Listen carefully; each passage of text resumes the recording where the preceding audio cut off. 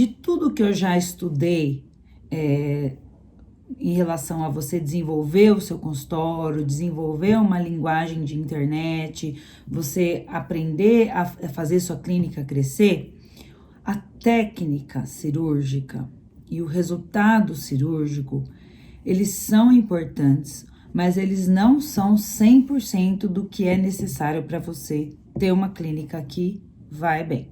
Para você ter uma clínica que vai bem, também é muito importante as relações. A sua relação com a secretária, a sua relação com os demais profissionais da clínica e a sua relação com o paciente. E dependendo do perfil do paciente que você lida, você vai ter que desenvolver uma forma de se relacionar. E essa curva de aprendizado, ela vai acontecer depois do dia que você se formar cirurgião plástico. Você fazer as pigmentações, você fazer procedimentos cosmiátricos vai te ajudar nessa curva. Porque veja, você tem um grande desafio. Você vai fazer um procedimento na paciente acordada, ela vai dar opinião no seu procedimento eventualmente. E você ainda vai ter que aprender a distraí-la enquanto você faz o procedimento. É uma coisa que a gente não fala, mas que faz toda a diferença na decisão da paciente de manter algum vínculo com aquele profissional ou não. A maneira como você lida com a paciente, com a conversa com ela, que você a distrai, que você vai fazendo o procedimento, se ela sentir um desconforto, você tem um jogo de cintura, isso tudo, por mais que seja ensinado durante a residência, por mais que seja explicado, isso tudo está nas entrelinhas, vamos dizer assim. E isso a pigmentação traz para você. Você passa a ter uma paciente que é sua, que te procurou espontaneamente e que vai, inclusive, te remunerar por esse procedimento. E eu garanto que a remuneração de uma pigmentação é muito melhor do que a remuneração de um plantão. Dentro da minha vida, eu sempre pensei assim, foi uma forma que eu conduzi a minha vida profissional até hoje, que eu achei que funcionou. Logo que a gente forma, a gente pensa assim, vou dar plantão. Qual é o valor da sua hora dando plantão? Sua hora tá valendo mais do que a hora de uma pessoa que não fez nem faculdade? Se não tá valendo mais, então você tem que tentar fazer todos os investimentos possíveis para fazer a sua hora valer mais, né? Então, o que você precisa fazer para sua hora valer mais? Você tem que investir em ativos. Quando você investe em algo que melhora a sua formação e diferencia você dos seus demais, você interpreta isso como um investimento em ativos. Então, tudo que eu tive de honorário de todo o começo da minha profissão, eu reinvesti no aumento do valor da minha hora. Foi dessa maneira que eu trabalhei desde o começo logo que eu me formei lá em 2008, 2009. Então, sempre eu reinvestia na melhora do valor da minha hora. Fui fazendo assim. Eu juntei ali um dinheirinho. Vou comprar uma casa ou vou comprar uma máquina? Vou comprar uma máquina que vai me reverter em aumento do valor da minha hora. Eu tenho mais um dinheiro aqui. Vou investir em um treinamento para eu me diferenciar dos meus colegas? Ou vou investir em um carro? Investia num treinamento. Até a minha hora tá com um valor tão alto que eu posso trabalhar bem pouquinho e comprar aquela casa em 2 minutos, que eu tanto queria. Entendeu? Essa foi a forma que eu escolhi conduzir a minha vida profissional. Então, se você me perguntar quando eu comprei a minha casa, tem uns 4 anos. Até então, eu comprei outras coisas que fizeram a minha hora valer muito mais. Aí eu comprei a casa, comprei a clínica, fui fazendo dessa forma. Depois, quando a minha hora já estava valendo bastante, a ponto de eu trabalhar pouco, menos e conseguir ter uma remuneração que eu considerava adequada. A hora de plantão vale bastante? Não vale. Não vale muito. Logo que você forma da residência, você é igual a vários residentes, você tem a mesma experiência que vários recém-formados, e você, por enquanto, a maior especialização que você vai conseguir é o plantão. O honorário que você consegue é o plantão. Investir na valorização da própria hora, eu considero um investimento muito, muito bom. E quando você começar a trabalhar com a pigmentação, você já percebe que a sua hora tá valendo mais. Por quê? Porque você faz uma pigmentação em 40 minutos, 1 hora. E você consegue ir melhorando o seu honorário. Você faz mais um retoque, ou 2 retoques no começo, ou 3 ou 4 retoques, para o resultado ficar bom. Conforme você vai conseguindo que a sua pigmentação já fique boa de primeira, isso é possível, sua hora ganhou valor, tá? Então, eu acho que essa forma de conduzir a vida profissional, para mim, funcionou. Não é a forma que as pessoas, de uma maneira geral, pensam, tá? Porque você tem uma vida útil. Se você demorar muito para começar a aumentar o valor da tua hora, você tem aquela vida útil.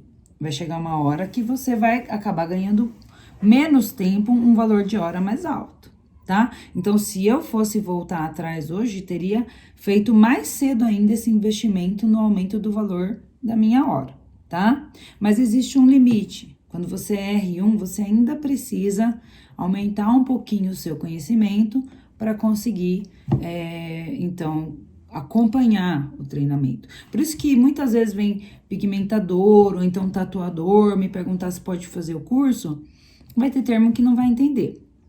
Então, assim, se há uma pessoa que está muito diretamente ligada a um profissional, cirurgião plástico, uma instrumentadora, por exemplo, que assiste todas as cirurgias, conversa com o cirurgião, tá sempre em conexão com aquele cirurgião, até acho que é mais fácil de você explicar. Agora, uma pessoa que nunca entrou numa cirurgia, que não conhece direito o cirurgião nenhum, que não entende direito a nomenclatura da cirurgia, vai ter um pouco de dificuldade, porque não vai ter nem ideia do risco que tá correndo, tá? Do risco.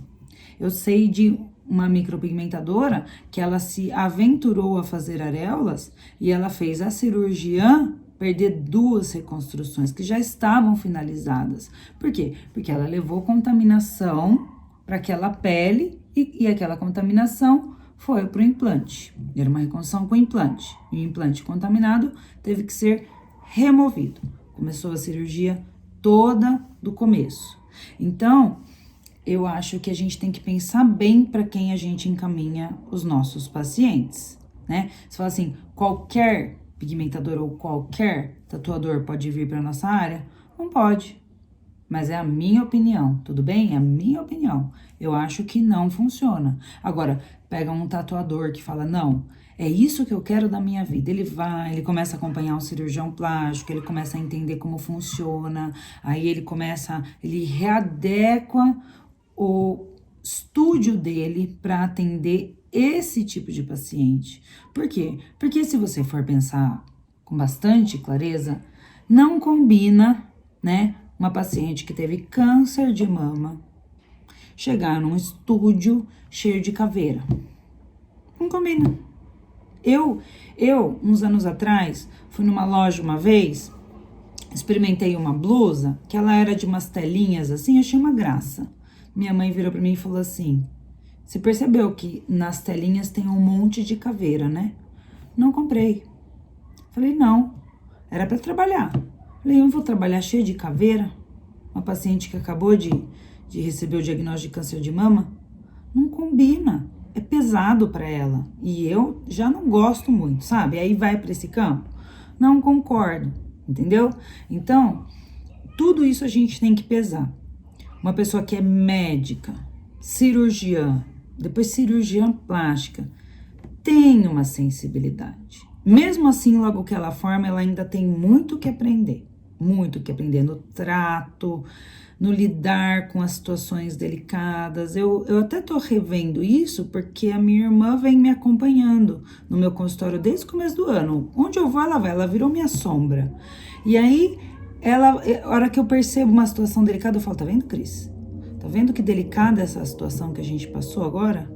Tá vendo como que isso aqui exigiu um jogo de cintura importante, porque são várias situações que a gente passa que tem essas coisas assim, que você fala, nossa, olha que difícil essa situação, olha como exigiu. Teve uma paciente uns dias atrás, que eu fiz a pigmentação dela, na semana seguinte ela marcou consulta comigo, foi a primeira vez que isso aconteceu comigo. Ah, eu achei que tá pequeno, eu quero que aumente, era bilateral. E aí, nunca na minha vida tinha feito uma pigmentação, uma semana depois, outra pigmentação. Sabe o que eu fiz? Fiz. A Cris ficou assim, ó, não tô acreditando que você vai fazer. Eu falei, eu fiz. Por quê? Porque muitos anos atrás, teve uma paciente que veio comigo, com uma pigmentação que estava na tonalidade que eu considerei super adequada, e ela queria que eu clareasse. E eu falei, bati o pé, não vou clarear, porque o conceito é não clarear, não preciso clarear. E aí, o que aconteceu?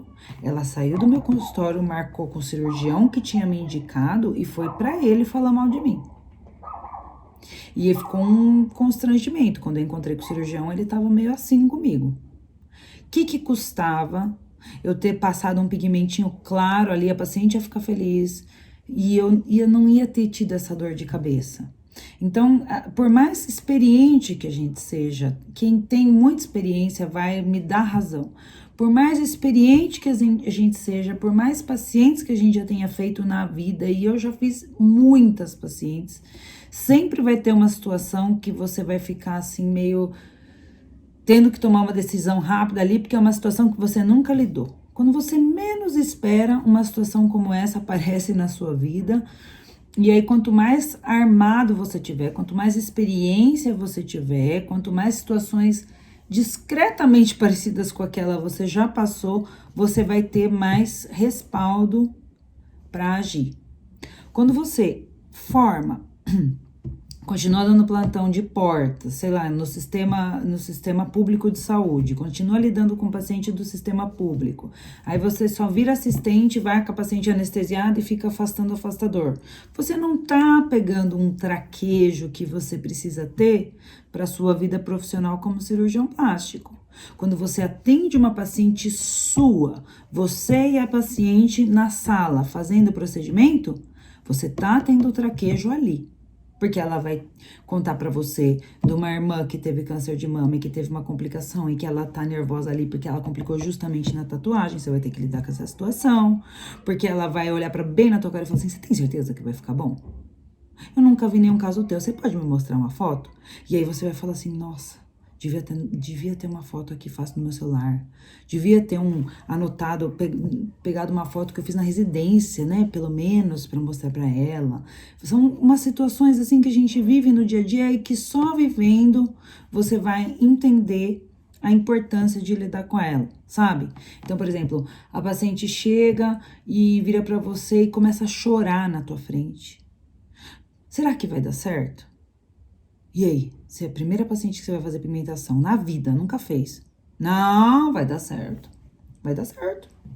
Você vai pegando às vezes você vai pegando um jeito de lidar com a paciente, inclusive, que às vezes, sem querer, eu trago isso pro meu dia a dia. Às vezes eu me concentro tanto no procedimento que eu tô fazendo, mas tanto, que sem perceber, eu converso com a paciente, mas eu não guardo o que eu falei e o que ela falou. Às vezes, eu confesso que eu faço isso sem perceber. E aí, a hora que eu termino de fazer o procedimento, eu olho pra paciente, eu não sei direito o que eu conversei com ela. Não sei, parece que são dois cérebros, assim. Mas isso eu criei com os anos de experiência. E aí, a paciente me pergunta, às vezes eu faço uma pergunta que quem tá comigo, a Cris, às vezes fala, não acredito, você perguntou isso.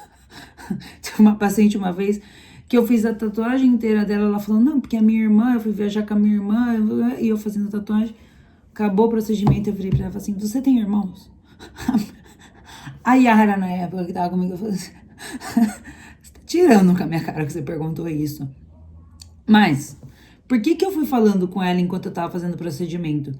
Porque ela tava com um pouquinho de desconforto, eu queria distrair, e eu aprendi um jeito de ir distraindo a paciente e prestar atenção no meu procedimento ao mesmo tempo. Distrair a paciente e prestar atenção no meu procedimento ao mesmo tempo. E recentemente eu li um livro que fala assim, não tem como você prestar atenção em duas coisas ao mesmo tempo, é impossível. Então, o que que acontece? Presta atenção na pigmentação e eu vou conversando aqui sem perceber com a paciente. Mas isso logo que você forma, você ainda não consegue fazer. Isso você consegue aprender a fazer durante o procedimento. Só fazendo você aprende. Até o próximo vídeo.